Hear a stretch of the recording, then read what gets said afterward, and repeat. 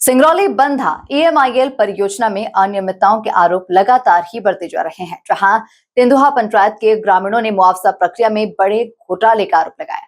ग्रामीणों का कहना है कि बिरला EMIM परियोजना के तहत मकानों के मुआवजे में व्यापक स्तर पर अनियमितताएं की जा रही है। ग्रामीणों के अनुसार कई प्रभावित परिवारों को वास्तविक मूल्यांकन के अनुसार मुआवजा नहीं दिया जा रहा, जबकि कुछ मामलों में सूची और सर्वे प्रक्रिया को लेकर भी सवाल उठ रहे हैं। लोगों का आरोप है कि पारदर्शिता के अभाव में ग्रामीणों के अधिकारों के साथ अन्याय हो रहा है। ग्रामीणों ने प्रशासन से निष्पक्ष जांच की मांग करते हुए कहा कि पूरे मुआवजा प्रकरण की दोबारा जांच कराई जाए और प्रभावित परिवारों को न्याय दिलाया जाए। मौके पर ग्रामीणों ने क्या कुछ कहा, सुनिए। नमस्कार, मैं भास्कर मिश्रा और आज मैं खड़ा हूँ तेंदुहा गांव में। तेंदुहा है ना? हाँ। तेंदुहा गांव में खड़ा हूँ और राम मनोहर सिंह पिता श्री मान सिंह के घर पे खड़ा हूँ। ये जो हमारे हाथ में पेपर है, ये इनको नोटिस मिला है भू अर्जन अधिनियम 2013 के तरफ से कार्यालय प्रस्तुतकर्ता सह भू अर्जन अधिकारी बंधा कोल ब्लॉक जिला सिंगरौली मध्य प्रदेश। इसमें इन्होंने हमें बताया एक बड़े आश्चर्यचकित बात, जिसको तस्दीक करने के लिए आज हम यहाँ पहुँचे हुए हैं। ये ज़मीन इनकी अधिग्रहित की गई है, ज़मीन का इसमें रेट बनाया गया है, इसमें वृक्ष का भी कुछ रेट बनाया गया है, 3 वृक्षों का। हैंडपंप बोरवेल 0 कर दिया गया, कूप 0 कर दिया गया है, ब्याज जोड़ा दिया गया है, सोल्यूशन जोड़ा गया है ब्लाउज का। लेकिन सबसे महत्वपूर्ण बात यह है कि इनका मकान जिसमें रहते हैं, आप देखिए ये घर बना हुआ है, ये मकान नंबर छूटा हुआ है, ये खसरा नंबर 400/1, थोड़ा इसको जूम कर लीजिएगा। और ये मकान नंबर, हाउस नंबर, ये देखिए HN नंबर ऐसे HN नंबर 87 है ना, 87 ये लगा हुआ। लेकिन इसके बावजूद भी इस नोटिस में आप देखिएगा यहाँ पे, रंजन जी दिखाइएगा, ये मकान 0। अब मेरे समझ में ये नहीं आ रहा है कि ये प्रशासन अंधा है या पागल है कि मूर्ख है, क्या है, समझ ये बात नहीं आ रही। क्योंकि अगर मकान 0 मतलब इनके पास मकान ही नहीं था, तो ये रहते कहाँ थे परिवार से ही। जबकि इन्हीं से पूछते हैं कि ये मकान इनसे मकान कब का बना हुआ है और कब के ये यहाँ वासी हैं। काकू का नाम बता? राम मनोहर सिंह। राम मनोहर सिंह, कब से यहाँ बसल वाला तुम? अरे हमारे 2 पीढ़ी बीत गए, बाबा पुरखा सब यही ना खत्म हो गए। मतलब आज़ादी के पहले से है? आज़ादी के पहले से। तो ये बताओ कि तोहरे लगे घर नहीं आका? भाई अब क्या बताइए, हमें तो नोटिस में नहीं। घर तोहरे लगे? घर तो भाई हमारे यहाँ। ये कब से बनल बा घर? भाई घर तो हमारा मतलब बहुत पहले से बना था। अब ये देखिए, ये घर बना हुआ, थोड़ा दिखाइएगा रंजन जी। ये घर कभी ये भी नहीं लग रहा है कि ये मुआवजा के लिए बनाया गया है। ये देख रहे हैं ये किस तरीके से राह रखती हुई, जो राख की राह है, किस तरीके से स्वयं बयां कर रही है कि ये घर कितना पुराना है। आप ये पूरा देख लीजिए, मतलब ये पुराने जमाने की बनावट है इस घर की। किसी भी कंडीशन में नहीं कहा जा सकता कि मुआवजा के लिए इन्होंने घर बनाया है। इनका रहायशी घर है, जिसमें देखिए छोटे छोटे बच्चे रहते हैं, दिखाइए इसमें, ये देखिए पूरा परिवार इनका रहता है घर में। लेकिन इसके बावजूद भी प्रशासन के आंख में, जब मैं कहता हूँ फूली पड़ी है, तो कुछ लोग ये कहते हैं ये इनका घर है और इसको छोड़ दिया गया और इसके आधार पे ये नोटिस दे दी गई और ये बता दिया गया कि आ रहे बता दिया गया कि आप समर्पण पत्र जमा करो या अपने अधिकार के प्रति समर्पण पत्र जमा करो और नहीं तो हम तुम्हारा घर जमीन सब छीन लेंगे। और इसी आधार पे जो है अधिग्रहण किया जा रहा है। अब सोचिए, ये तो अच्छा सही हो कि आज मैं यहाँ पे आया और ये सरपंच साहब ने और इन लोगों ने ये हमें हमारे दृष्टि में लाया और मुझे पता चला। और ये अकेले ऐसे नहीं है, मनोहर सिंह जी अकेले नहीं है। ये बहन है, क्या नाम है बहन आपका? इधर ये बीणा सिंह जी हैं, इनके घर के साथ भी यही हुआ है। इनके घर के साथ ऐसे कई लोग हैं जिनका इस तरीके से जो रिहायशी घर है वो छूट गया है और नोटिस दे दी गई है।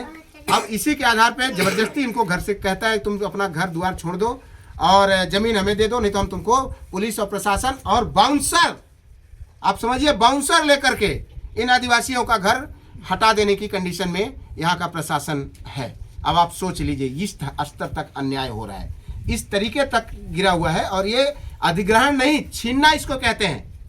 बाउंसर के दम पर, पहली बात तो बाउंसर के हिसाब से मैं ये बोलूँगा कि इनको पुलिस और प्रशासन पर भी विश्वास नहीं है। अपना खुद का बाउंसर लेके आ रहा है कि हम एन केन मरवा के पिटवा के भाई बाउंसर कब कोई क्यों ले जाता है कि किसी तरीके से मार पीट के ही हम जमीन ले लेंगे, घर संपत्ति छीन लेंगे। तो ये बाउंसर लेकर के इस तरीके से अन्यायपूर्ण तरीके से इनकी जमीनें छीनी जा रही है। ये आदिवासी हैं, आप देखिएगा इनका घर अंदर तक थोड़ा सा देख लीजिए। महिलाएं तो नहीं है, चलिए आप जाके दिखा जाइए, थोड़ा सा दिखाइएगा कि ये कितना पुराना घर है, सब कुछ देख करके।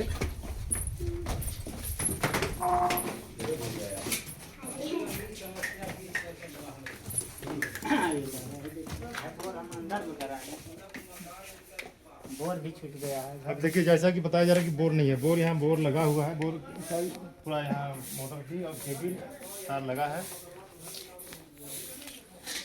ये बोर जिससे सर्वे भी किया जा चुका है, तो नोटिस में अंकित नहीं किया गया है।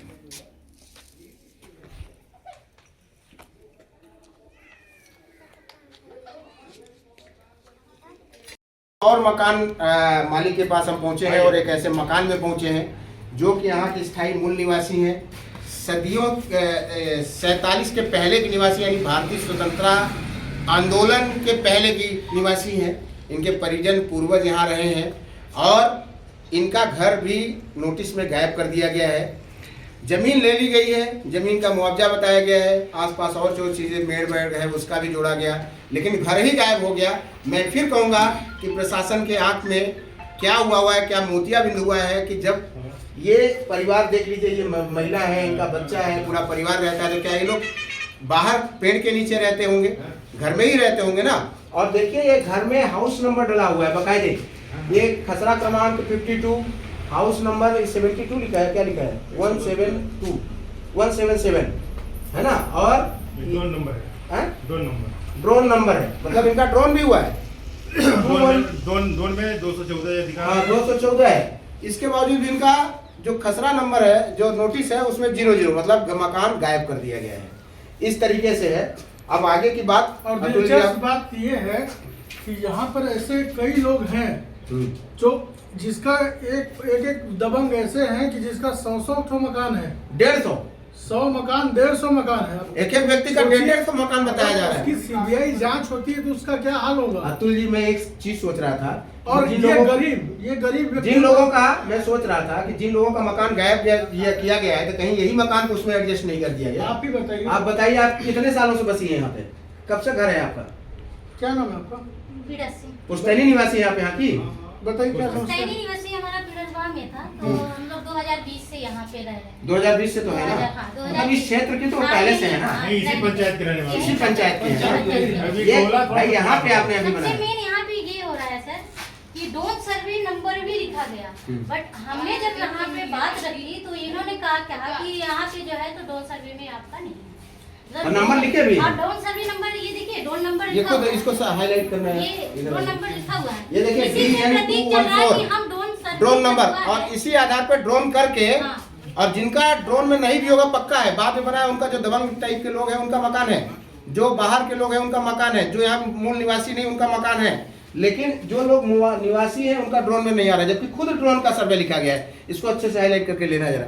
इस तरीके से गड़बड़ी है और कहते हैं हम पूरा जमीन ले लेंगे, अधिग्रहण कर रहे हैं। साफ गुंडागर्दी है, दबंगों को खड़ा करके, गुंडों को खड़ा करके, जिस तरीके से कंपनी प्रबंधन हम लोग यहाँ आए, और मजेदार बात यह है कि समस्या यहाँ है, बैठक 4 किलोमीटर दूर दूसरे पंचायत में हो रही है। आप सोचिए, पंचायत भवन दूसरा, अलग अलग होटलों, जनता के पास प्रशासन नहीं बैठ सकता, एसी से नीचे नहीं उतर सकते वो लोग।